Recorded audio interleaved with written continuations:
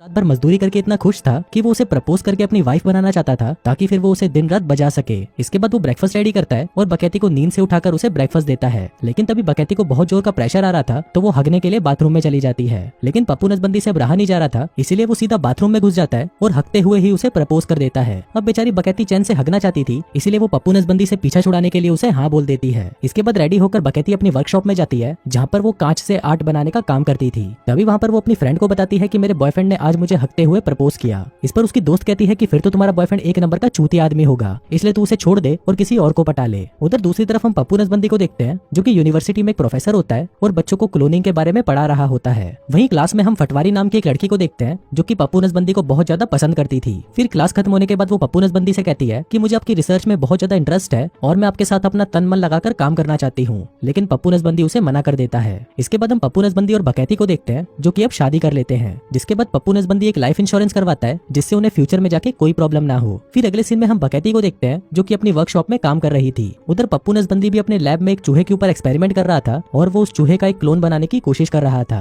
फिर काम खत्म होने के बाद पप्पू नसबंदी बकैती को कॉल करता है और कहता है कि डार्लिंग जल्दी से घर आ जाओ, आज हम पूरी रात पलंग तोड़ेंगे। अभी सुनकर बकैती भी अपना काम जल्दी जल्दी निपटाने लगती है, लेकिन तभी हम देखते हैं कि अचानक उसकी वर्कशॉप में आग लग जाती है। बकैती वहाँ से निकलने की बहुत कोशिश करती है, लेकिन गेट लॉक होने की वजह से वो बाहर नहीं निकल पाती और वहीं जलकर मर जाती है। उधर पप्पू नसबंदी अपना औजार खड़ा करके बकैती का वेट कर रहा था कि तभी उसके घर पर पुलिस आती है और वो उसे बकैती की मौत की खबर सुनाती है, जिसको सुनकर पप्पू नसबंदी सदमे में चला जाता है। इसके बाद हम देखते हैं कि बकैती का फ्यूनरल कर दिया जाता है और पप्पू नसबंदी उसकी अस्थियों को एक जार के अंदर संभाल कर रख लेता है। अब इस हादसे के बाद से पप्पू नसबंदी को अकेलापन खाए जा रहा था और उसे कुछ भी अच्छा नहीं लग रहा था। जिसके बाद वो एक साइकेट्रिस्ट के पास जाता है और उससे थेरेपी लेने लगता है। फिर एक दिन जब पप्पू नसबंदी अपनी लैब में काम कर रहा था तभी वो देखता है कि वो जिस चूहे का क्लोन बनाने की कोशिश कर रहा था वो उस काम में सक्सेसफुल हो जाता है। मतलब कि उसने एक चूहे का एक डुप्लीकेट चूहा बना लिया था। अब उन दोनों चूहों को देखकर पप्पू नसबंदी के दिमाग में एक आइडिया आता है, जिसके बाद वो वहाँ से सीधा बकैती के घर चला जाता है। वो वहाँ पर बकैती की एक पुरानी कंघी में से उसके कुछ बालों को निकालकर अपने लैब में ले आता है और उसमें से डीएनए सैंपल लेकर उस पर एक्सपेरिमेंट करने लगता है। दरअसल यहाँ पर पप्पू नसबंदी बकैती का एक क्लोन बनाना चाहता था, लेकिन इसमें एक प्रॉब्लम ये थी कि इसको पूरा होने में लगभग 8 महीनों का टाइम लगना था, लेकिन पप्पू नसबंदी इतना वेट नहीं कर सकता था।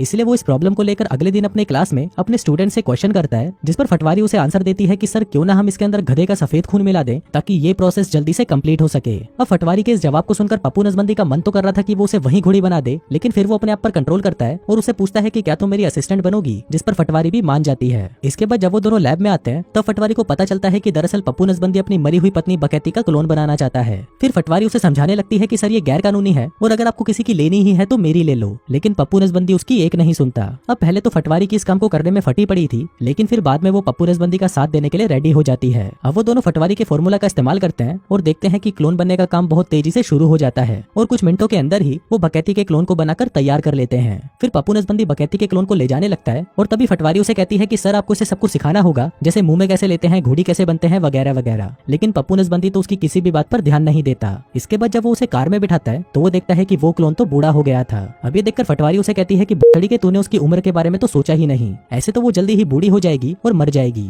और आगे होता भी वैसा ही है। बकैती का क्लोन पप्पू नसबंदी के सामने ही बूढ़ा होकर मर जाता है। अब ये देखकर पप्पू नसबंदी निराश हो जाता है, जिसके बाद वो उसकी बॉडी को बेसमेंट में बनी एक भट्टी में जलाकर खत्म कर देता है। इसके बाद वो दोनों फटवारी के फॉर्मूला में कुछ चेंजेस करते हैं और एक ऐसा फॉर्मूला तैयार कर लेते हैं जिससे बकैती का क्लोन अब जल्दी से बूढ़ा नहीं होगा। लेकिन पप्पू नसबंदी को फटवारी के इस फॉर्मूला पर ज्यादा भरोसा नहीं था, इसलिए वो बकैती का एक 3 महीने का छोटा बच्चा क्लोन बनाता है ताकि वो उसे सब कुछ सिखाकर बड़ा कर सके। वहीं दूसरी तरफ हम एक इंश्योरेंस एजेंट को देखते हैं जो कि पप्पू नसबंदी की ही फाइल को पढ़ रहा था। जिसके बाद वो अपने बॉस से कहता है कि इस आदमी ने अपनी वाइफ के लिए $3 मिलियन का एक लाइफ इंश्योरेंस करवाया था, लेकिन इसकी वाइफ एक एक्सीडेंट में मारी गई, इसलिए मुझे शक हो रहा है कि इस बावली ने कहीं खुद ही अपनी पत्नी को पैसों के लिए मार तो नहीं डाला। जिसके बाद वो पप्पू नसबंदी पर नजर रखने का फैसला करता है। दूसरी तरफ हम पप्पू नसबंदी को देखते हैं जो कि 3 महीने की बकैती को अपने घर ले जा रहा था और वहीं पास में ही वो इंश्योरेंस ऑफिसर भी था जो उसके घर के बाहर छुपकर उस पर नजर रख रहा था। अब पप्पू नसबंदी उस क्लोन को घर लाकर उसकी देखभाल करना शुरू कर देता है और उस क्लोन की उम्र भी जल्दी जल्दी बढ़ने लग जाती है। अब पप्पू नसबंदी उसे सब कुछ सिखाता है ताकि वो बड़ी होकर उसे हर तरह का सुख दे सके। जिसके बाद देखते ही देखते बकैती भी बड़ी हो जाती है और मजदूरी करने के लिए तैयार हो जाती है। लेकिन वहीं उस इंश्योरेंस ऑफिसर की ये देखकर गांड फट जाती है कि बहन कुछ ही दिनों पहले यहाँ पर एक छोटी सी बच्ची थी, लेकिन अब ये इतनी बड़ी कैसे हो गई। फिर कुछ दिन और बीतते हैं और बकैती अब पूरी तरह से उस उम्र की हो जाती है जिस उम्र में पप्पू नसबंदी ने उसे खोया था, लेकिन वो थोड़ी अजीब दिख रही होती है। इसके बाद फटवारी पप्पू नसबंदी से मिलती है और उससे पूछती है कि क्या आपने बकैती को घोड़ी बना दिया, जिस पर पप्पू नसबंदी कहता है कि मैं उसे बजाना तो चाहता हूँ, लेकिन मुझे वो असली वाली की तरह मजे नहीं दे पा रही। जब भी मैं उसे मुंह में लेने के लिए बोलता हूँ तो वो मेरा काट लेती है। इस पर फटवारी कहती है कि मैं नहीं काटूंगी और ये कहकर वो वहाँ से चली जाती जाती है।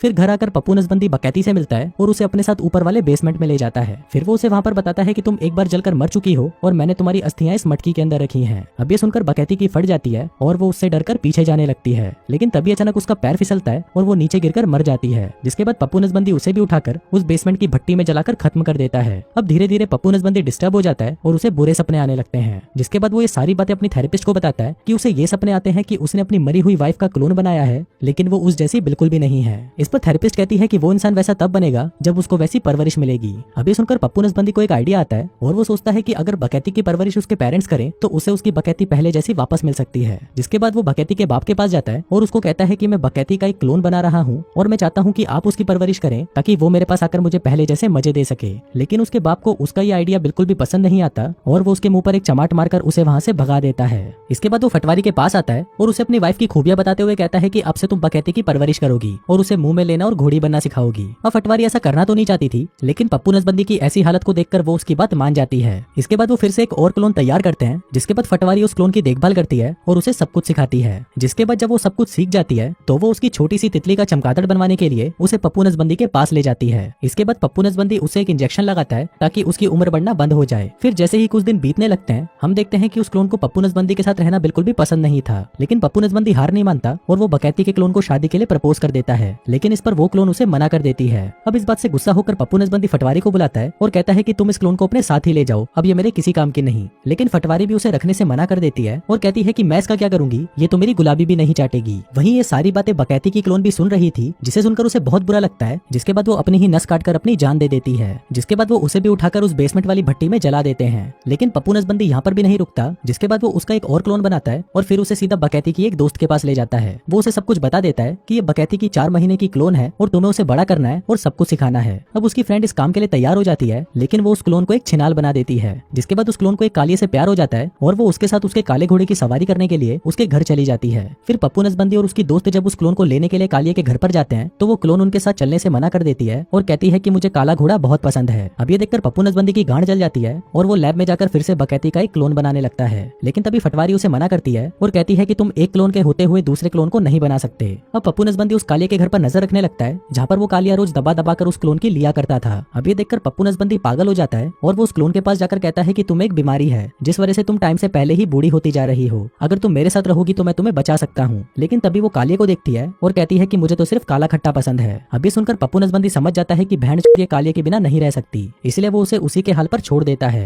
अब पप्पू नसबंदी पूरी तरह से पागल हो चुका था और वो बार बार क्लोन को बनाता और मारता जा रहा था, जिसको देखकर फटवारी उस पर गुस्सा करती है और कहती है कि अगर तुम 1 लाख बार भी बकैती के क्लोन को बना लो फिर भी वो तुम्हें बकैती वाले मजे नहीं दे सकती, इसलिए अब ये सब बकचोदी बंद करो और मेरी ले लो। लेकिन पप्पू नसबंदी को तो बकैती की ही लेनी थी, इसलिए फटवारी अब उसके साथ काम करना बंद कर देती है और वहाँ से चली जाती है। फिर पप्पू नसबंदी जब बकैती का एक और क्लोन बनाकर बाहर जाता है तभी वहाँ पर फटवारी भी आ जाती है और फिर वो चुपके से उसकी लैब में जाकर वहाँ पर एक क्लोन बनाने लगती है। इसके बाद पप्पू नसबंदी उस क्लोन को लेकर एक वैश्या के पास जाता है और उसे कहता है कि आप उसे बड़ा करो और अपने जैसा बनाओ। वहीं दूसरी तरफ फटवारी भी एक क्लोन तैयार करके उसे एक अनाथ आश्रम के बाहर छोड़ देती है। फिर कुछ दिनों बाद जब बकैती का क्लोन सब कुछ सीख जाता है तो पप्पू नसबंदी उसे लाकर उसकी लेने लगता है, लेकिन वो क्लोन उसे देने से मना कर देती है और उसके गोटों पर मारकर उसके गोटे तोड़ देती है। इसके बाद पप्पू नसबंदी उसे दबोच लेता है और उसे भी मारकर ठिकाने लगा देता है। जिसके बाद वो बार बार बकैती के क्लोन बनाता और उन्हें अलग अलग लोगों में बांट देता ताकि कोई तो क्लोन बड़ा होकर उसे संतुष्ट कर सके। लेकिन सभी में कोई ना कोई कमी तो रह ही जाती थी, जिस वजह से पप्पू नसबंदी उन सभी को मारकर उन्हें ठिकाने लगा देता था। इसके बाद हम देखते हैं कि पप्पू नसबंदी के पास अब बकैती का आखिरी बाल ही बचा था जिससे वो आखिरी बार उसका क्लोन बना सकता था। फिर वो उसका एक क्लोन बनाता है और उसे अपने एक दोस्त को दे देता है, लेकिन इसका बर्ताव भी बड़े होने के बाद ठीक नहीं था और वो बहुत ज्यादा दारू पीती थी।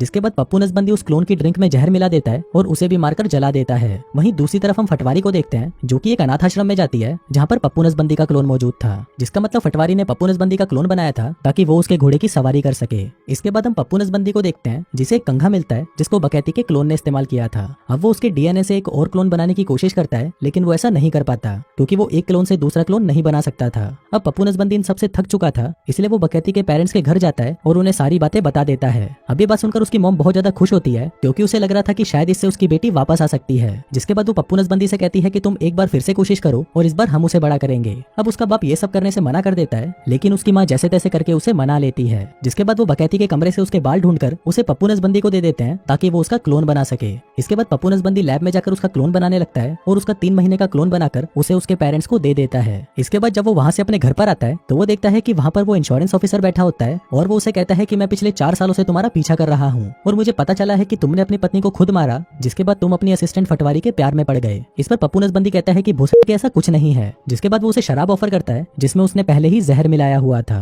जिसको पीने के बाद वो इंश्योरेंस ऑफिसर भी मारा जाता है। फिर वो उस ऑफिसर को भी उस भट्टी में जलाने लगता है, लेकिन इससे पहले वो उसका एक बाल निकाल लेता है ताकि वो उसका भी एक क्लोन बना सके। जिसके बाद वो उसका क्लोन बना लेता है और उसे बहुत सारी दारू पिलाकर उसे पुलिस के हवाले कर देता है। फिर अगले दिन हम देखते हैं कि बकैती के पेरेंट्स उसके क्लोन को बड़ा करके उसके पास ले आते हैं और उसे उसके पास छोड़कर वहां से चले जाते हैं। अब इस बार पप्पू नसबंदी को बिल्कुल परफेक्ट क्लोन मिला था। वो उसका मुंह में भी लेती थी और उसके लिए घोड़ी भी बनती थी। अब पप्पू नसबंदी उसे भी प्रपोज कर देता है, जिसके बाद वो उसे सब कुछ सच बता देता है कि वो उसकी वाइफ का एक क्लोन है जिसे पप्पू नसबंदी ने एक लैब में बनाया है। लेकिन ये बात सुनकर वो डर जाती है और पप्पू नसबंदी को रिजेक्ट करके अपने पेरेंट्स के पास वापस चली जाती है। अब इसे पप्पू नसबंदी पूरी तरह टूट चुका था, इसलिए वो फटवारी को फोन करता है और उसे अपने पास मजदूरी करने के लिए बुलाने लगता है। लेकिन वहीं दूसरी तरफ हम देखते हैं कि फटवारी तो पहले से ही उसके क्लोन के घोड़े की सवारी कर रही थी, इसलिए वो पप्पू नसबंदी को मना कर देती है। लेकिन पप्पू नसबंदी उसे मनाने के लिए उसके पास जाता है, लेकिन वहां पर वो अपने ही क्लोन को देखकर पागल हो जाता है और उसे मारने लगता है। पर तभी फटवारी उसे रोकते हुए कहती है कि मैं तुमसे बहुत प्यार करती हूँ, इसलिए मैंने ये सब किया था। अभी सुनकर पप्पू नसबंदी को अपनी गलती का एहसास होता है कि फटवारी तो उसे कब से अपनी देना चाहती थी, लेकिन मैं ही चूतिया था जो उसकी लेना नहीं चाहता था। तभी पप्पू नसबंदी को एक आइडिया आता है और वो अपने क्लोन को बकैती के क्लोन से मिलवा देता है ताकि वो दोनों साथ में मजदूरी कर सकें। जिसके बाद वो फटवारी को अपनी बंदी बना लेता है ताकि वो उसके साथ मजदूरी कर सके।